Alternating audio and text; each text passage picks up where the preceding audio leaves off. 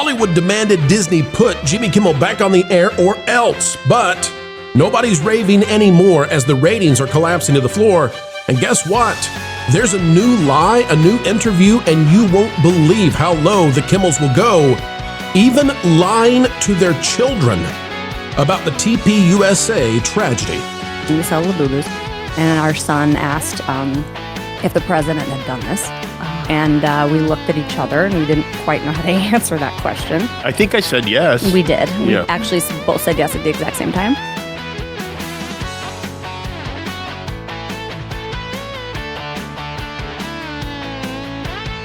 Hello, folks. Welcome back to the Pro Channel, where we continue to give you a dose of joy every single day.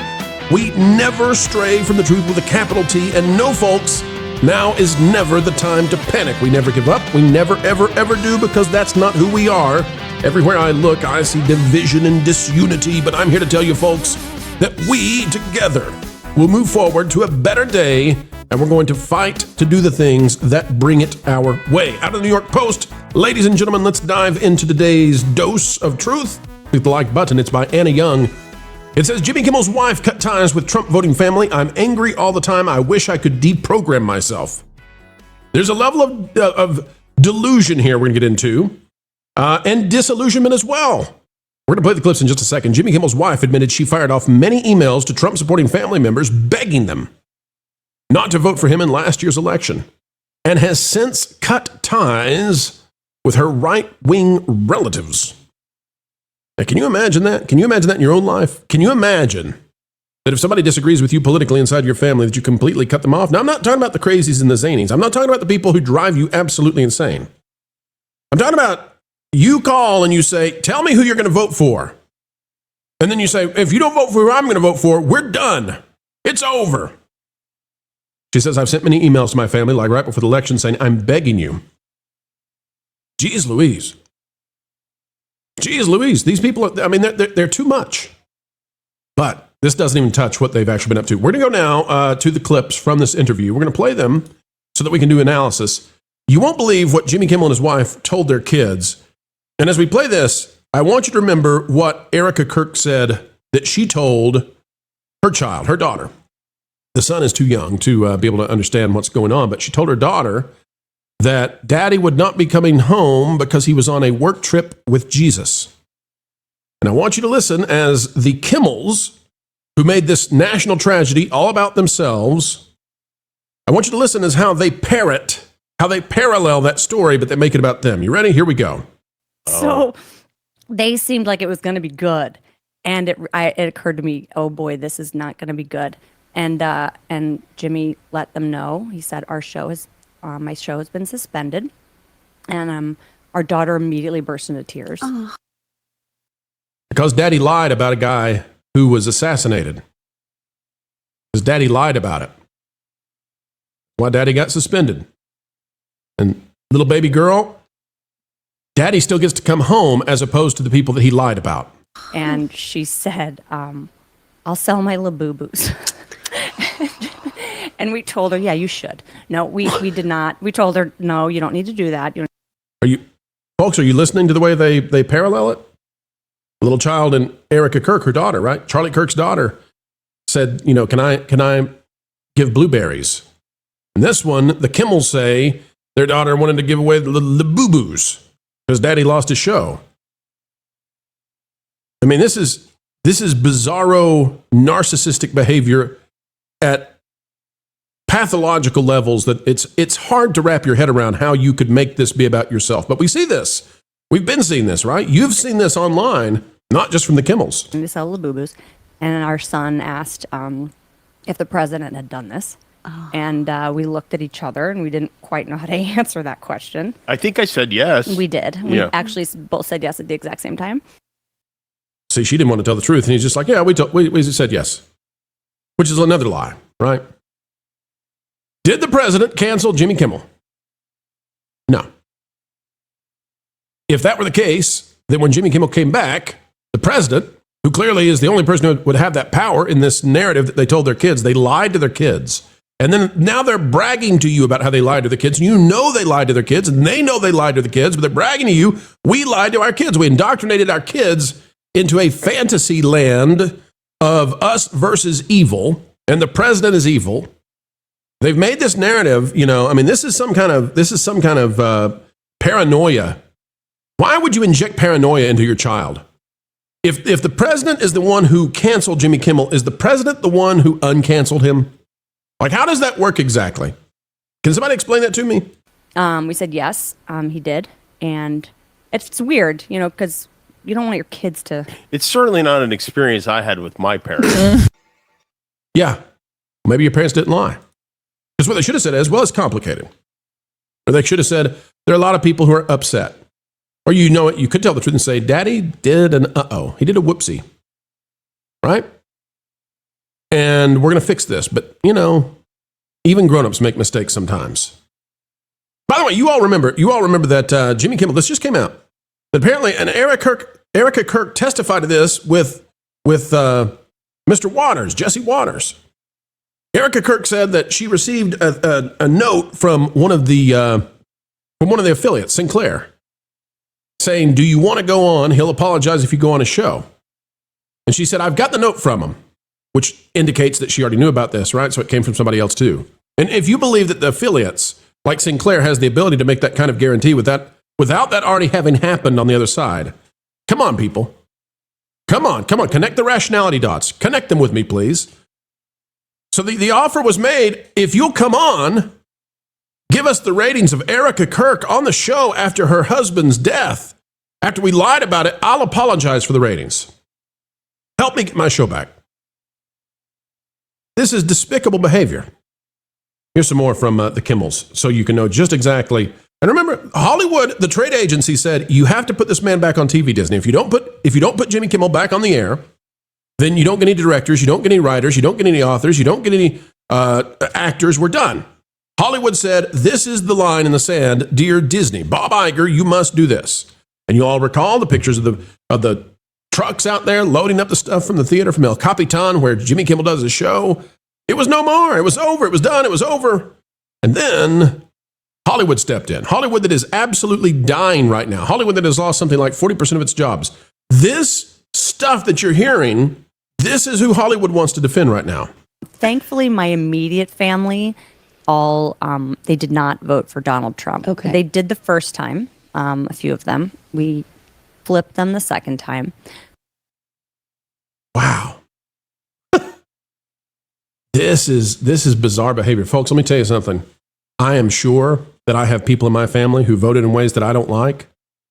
And I'm here to tell you, they're still family. They still are.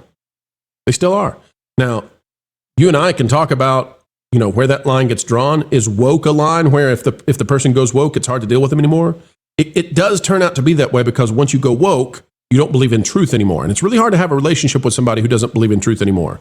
If any of you have family members out there who've gone woke, then you know that once they believe in power and not truth, then it's a very strange relationship. It's kind of a diseased connection that you then have because they don't see you and they don't see the relating of reality to you as being a sharing of truth with one another, like objective truth, but rather it's narrative sharing in an effort for them to get a leg up, right? Or have you join the tribe, but you join the tribe with them because that makes them look better.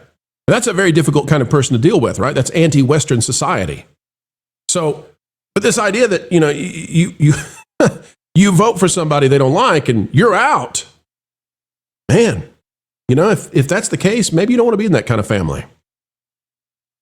Maybe you don't want to be in that kind of family where that's how you can be excommunicated, is over your voting record. It's weird.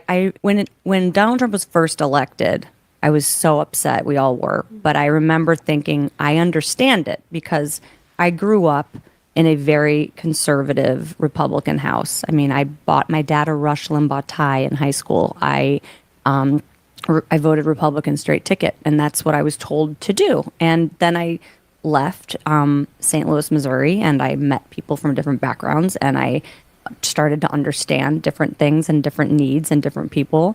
And there's like a little bit of sympathy I have for people in my family that I feel are. So let me translate this for you, okay? Jimmy Kimmel's wife left St. Louis And once she left St. Louis, she realized there are other people out there that are not like her. And she bought into the politics of the place that she went to. And now she views the people that live back in the place that she came from as being rubes. And she feels sympathetic towards them because they're poor, pitiful, just morons. They're Neanderthals.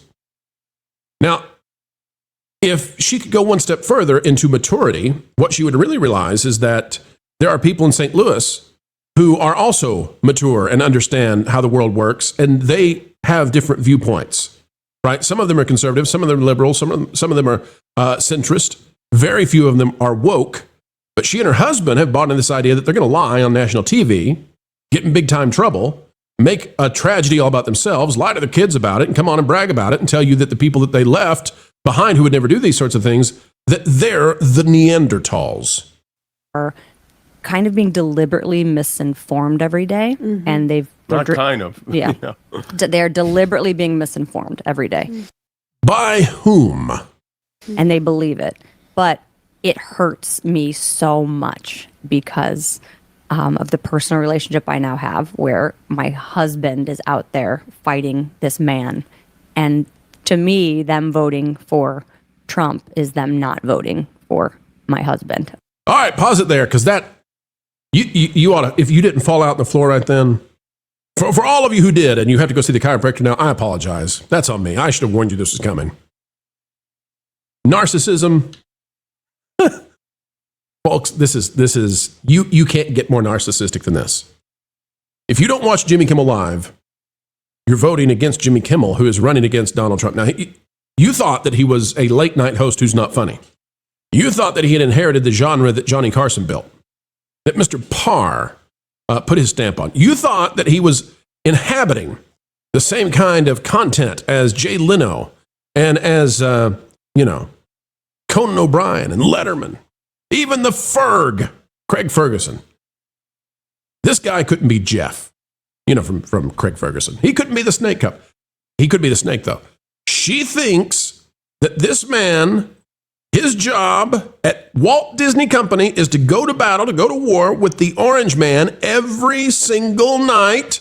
And if her family doesn't watch him, if her family votes for the Orange Man, they're voting against her family. She puts her husband's late night comedy show, which he has transformed, he has transmogrified into a lie. She puts it at the same level as the presidency of the United States, and she's the producer of her. Hello, nepotism. This is Kimmel country. And guess what, folks? Guess what's not funny about this? These are the people, these are the delusioned that Hollywood said, you will put them back on the air, Disney. You will put Jimmy Kimmel and his wife back on the air. And if you don't, we won't give you any more work. We won't give you employees. We won't give you contractors. We won't give you actors. We won't give you directors. The box office may be in collapse. We may have just had the worst October in the history of all Octobers. We may be in a steady decline. Cinemas might not make it. Streaming is struggling. YouTube is decimating us. AI could wipe us off the face of the earth. But by golly, put all of it aside for a minute, because we want Jimmy Kimmel. And you'll put him there. And we don't care if the Hollywood Hills become, what would you say? If the Hollywood Hills become an impoverished place that nobody wants to be. We don't care if the Sunset Strip looks something like a Spirit Halloween store in November. We don't care if LA is becoming the next Detroit. We don't care, because we already soaked the system. We already got our money and we're getting out. You all figure it out, but you put Jimmy back on the air. That's what Hollywood did. That's what we're facing up against, folks. And the infighting and the bitterness that I see from people who have quickly turned Charlie Kirk's memorial into an opportunity to fight each other like crazy. Folks, you've forgotten who the enemy is and what they'll do to you. You've forgotten what you're up against. And you better figure it out fast. Don't take from that any understanding of what I believe about any individual. I'm purposefully withholding that at this time. But I just want you to understand who these people are. They will lie to their children. they will lie to themselves. It's all about them. It's all about power. It always has been. And there is no room for disagreement. There is no room for civilized discussion. There is no room for dissent. You will agree with them or else. All right, folks, that's the video for today. Thank you for coming our way. I hope I don't end in too ominous a way. I just want you to know you're going to win. I promise you will. You will. We will overcome this kind of stuff, and we're going to unify. You know how you unify, folks? You know how you bring people together? You give them a vision. You give them inspiration. You give them something to strive for, something to carry, a responsibility worth living for. And that's what we're going to do every single day. It's who we are. It's who we will be, with talent on loan from Walt. I kid. I just said it because she said the thing about Rush. Oh, good grief. Folks, like, share, subscribe, click it, stick it to the algorithms. It is the notification bell. Drop a comment down below. Let us know your thoughts. And until the next time, we have the joy, the pleasure, the responsibility of spending time together. Keep learning, keep growing, and as always, keep having fun. This is Wilton the Troll reporting for That's Park Place, and I'm surrounded by loving and adoring people who are peacefully trying to make sure that poor kids aren't cold in the winter. And just behind me, you can see a totally natural bonfire for baking cookies or making marshmallows. Yeah, so, Wilson, we really appreciate the effort and stuff, but we're looking for real and, accurate news reporting on that Park Place. So not like most news outlets, huh? No.